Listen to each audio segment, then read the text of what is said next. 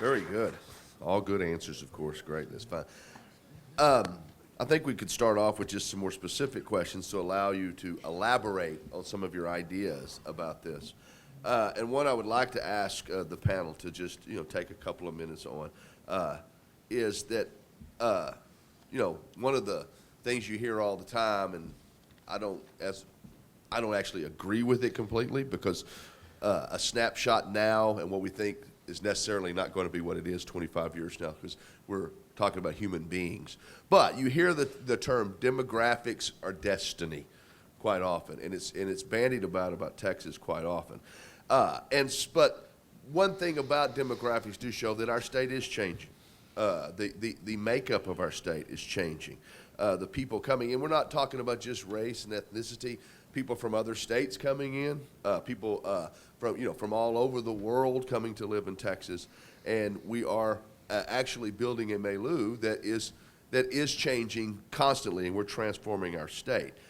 Some of you have addressed some of that quite often here in your opening statements, but maybe you can elaborate, and more than anything else, on what you see. What consequences do you see this change for Texas? And I'm talking about look in the future to the next half century, all right? And then particularly given that all four of you are leaders in our state, elected leaders, what must we do with Texans to capitalize on those changes so we don't lose, so we continue to be, as Senator Perry said, a diamond? So how about we go this way, like a fantasy football draft, and we start down at the end, let Senator Perry go first this time so he doesn't have to be last. Well, I think we'll rule the day if being from California ever becomes a protected class. I would hope that Texas and the leadership that's elected will continue to try to work through the challenges that a diverse state demographics and some of the social changes that we're facing across the state. I think we do have a commitment from the legislature to do that. Texas leads. No matter whether it's changing or not, Texas needs to continue to lead. And there's positives in changes and there's negatives in changes. It's all how you treat those changes. But I just think that before we get into the idea that change is inevitable, which I think people would agree that change is going to come, we don't jump to the conclusion that we necessarily must react to it today. I think if you have watched civil rights movements and things over time, that people eventually get to the right thing, and sometimes they need a little legislative nudge or some laws to push them there, but an awareness and education, social media, all of those things along that line continue to influence the public debate of the day, and you want it to be as organic as possible for people to come around to doing the right thing without a government-mandated diversity. It seems to me that the more we get government involved, the more divisive that we create situations in some cases. So I would hope that through education, my kids grew up in a colorblind world. I believe that in some respects. My kids were never knew the difference they knew James White as James White. It wasn't something that we didn't go out with a target every day and say, you're going to do this and notice they're different than you, but you don't notice that. That was just not the way we were raised. I can't say that for my upbringing. It wasn't that I was in that environment of a discriminatory or racist environment. It's just it was a different culture. But the last 30 years, I think that we've allowed kids and parents and education and awareness and breaking down of those barriers, and it has been some government influence or legislative that have pushed that initiative. But I'm very cognizant of the fact that the more we get involved to make things happen, we usually make bad things happen. So I would hope that through education, information, and a continuing to kind of go back towards, treat your neighbor the way you want to be treated attitude is prevalent, and that's what we want to have the relationship building. Government's not good at relationships. It doesn't have a heart. And I think that's something we need to keep up.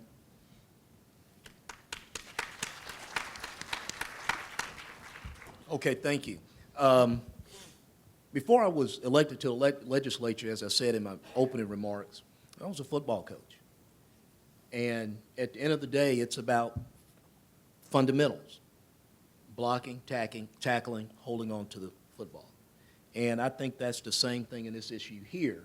Even though dynamics are changing, So on the other end, even though you may run various offenses, have various defensive philosophies, at the end of the day, it's just the basics. So when we look at these changing dynamics, what we look at is let's focus on the basics. The basics are the ultimate equalizer and multiplier that we can give every young person in this state, and that's the best education possible. What's interesting about this is blacks in this state, and yesterday was Texas Independence Day, and the reason you could do firecrackers yesterday was because of Senator Nichols and I. But anyway, though, at that time, my forefathers and foremothers were enslaved. But guess what? In the Texas Constitution, and by the way, this state fought a war over public education, okay? But we have Article 7, Section 1. So we have some enduring principles in our Constitution, even though they didn't apply to a lot of people 200 years ago. We can pick those principles and use them today to prepare for these changing demographics. So a great education, which will feed, and with the legislature facilitating, an environment where we have the maximum amount of economic prosperity as possible. So as a legislature, kind of piggybacking on what my colleague in the other chamber stated, we don't necessarily need to parachute in on every little community issue. What we focus on is equipping, again, our people with a great education, maintaining a strong economic prosperity environment, and I think from community to community, from the Trans-Pecos to the Sabine, from the Panhandle to the Valley, our people will figure it out.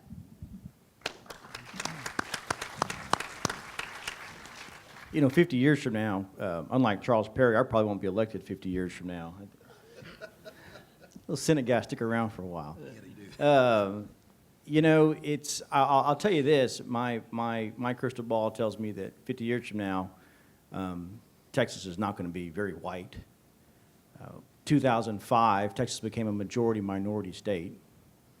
Think about that, 11 years ago, Texas already became a majority minority state. Most of Texans are non-Anglo, right? What does that mean? I mean, people look toward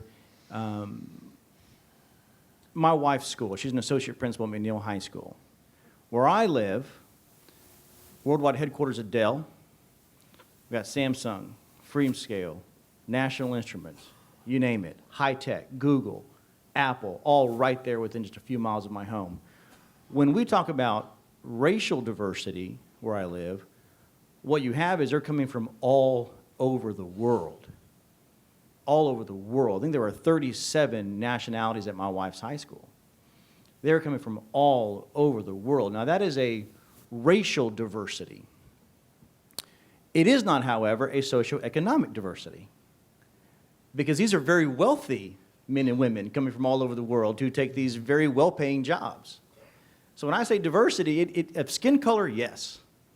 Is it the same kind of kid, though? Yeah. With the same parents pushing them pretty hard? Yeah. But that's where I live. But I recognize that is not the case in a lot of places. But in the legislature, we're voted to represent our districts. It's kind of in my title, like a little hint, like state representative, right? I mean, it's right there laying out for you. What am I supposed to do? Represent HD 52. And the needs and what's happening in HD 52 are very different than maybe around the state. I used to think a whole lot better about where we are as a country on this issue until Trump got in the race. I'm going to throw it out there. Because when a lot of my supporters came to me and said in September, but we like that he's starting the conversation, 100 times I said, be careful of the conversation he's starting. You may not like where it goes. Today, boy, what kind of conversation have we started? We may not like where it goes. My daughter's asking a lot of questions at 16. And we have some pretty frank conversations in the Gonzalez house about kind of what all that dialogue really means. James is right, and I kind of alluded to it in my opening comments. The great equalizer of all of the variables of socioeconomic diversity and racial diversity, kind of the underlying tone to all of it, is you educate them all. Everybody access. To me, it's the most important thing we do as a state. It's reflected in our budget. It's the biggest part of our budget. You educate the kids. You educate the kids, and you give my dad a shot, right? You give them an opportunity and see what they do with it. When you talk about public education, ESL. ESL used to mean English and Spanish. ESL does not mean English and Spanish anymore where I live. These kids are speaking Mandarin, they're speaking Chinese, they're speaking, I mean, you name the language. They're coming into these classrooms now. Mom and dad are very bright, taking a job at Dell from India or Pakistan, and the kids do not speak English. Now, they're going to learn English, but ESL, even in the classroom, does not mean English and Spanish anymore. It just doesn't. I mean, it's an incredible diversity. The other subcategory of diversity that I'm going to throw out there, because I work a lot on it, when Marcia talks about not all kids are going to go to college, and there are some other opportunities out there in some other fields. You know, my little one's autistic. We've been very blessed with Representative Ron Simmons, who's here, to pass more autism legislation in the Texas legislature the past 2 sessions, because we're dads too. I need to make sure that my Alexander can be the best Alexander he can be. And when we do that, as a dad, as I clear this path for my kid, I'm clearing the path for every Alexander just like him. They took our insurance reform bill, 1484, we passed that, Ron Simmons and I passed with Senator Watson. They're now passing our autism insurance reform bill all over the country. What I did for my kid, helped tens of thousands of kids just like him in Texas, is helping tens of thousands of kids just like him across the country. So let's talk about diversity of our school population. What about special ed? The commission and I are going to have some very long conversations about special ed, because that's what I know. And not from a think tank policy or a white paper policy or some intellectual conversation. It's my kid. I'm a dad. When we passed House Bill 5, one of the most comprehensive education reform bills in 40 years Texas legislature ever seen, I had the opportunity to be a conferee. I don't know how many people in this room can appreciate what I'm fixing to say, but the special ed parents can say. They know what's in there. Between me and Dan Huberty, there are nuggets all over that bill for my kid. When it was demanded to us as conferees that we bring back a bill that had 2 years foreign language mandatory graduation, mandatory, had to be in there. You know what we did? We changed the definition of foreign language. Our amendment has HTML, Java, coding, things that my kid can do. That's a daddy. That's a daddy who worked right there. I don't know that Alexander Gonzalez can get through 2 years of German, but when you're going to demand of me that he must have 2 foreign language, then I'm going to change the rules a little bit. And I changed the rules a little bit to make sure that my kid can be successful. So when you talk about the diversity of our population and diversity of our public school students, diversity of career, diversity of opportunity, I will always stand up for the diversity of those kids that not a lot of people look after.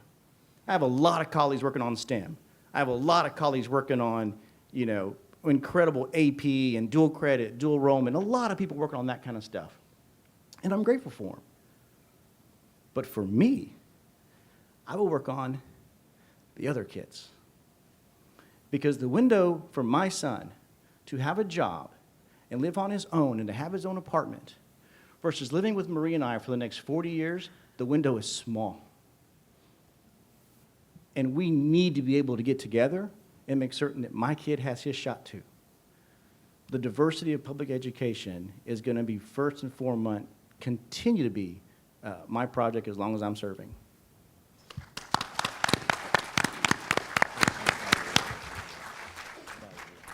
I believe initially I alluded at the beginning of my opening statement to a lot of what could be construed as my answer to this, but I do really appreciate Representative White bringing up this Article 7 of the Education Code, because to me, words matter, and the Constitution should matter. And there's an attack on the public school system, as I'm sure you know.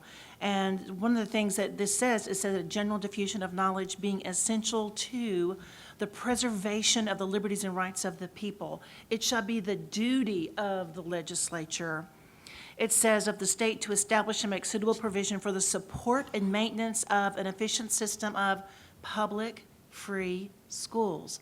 My friends, that's the Constitution. Words matter. Standing up for what the Constitution says is what I think all of us are up here to want to do.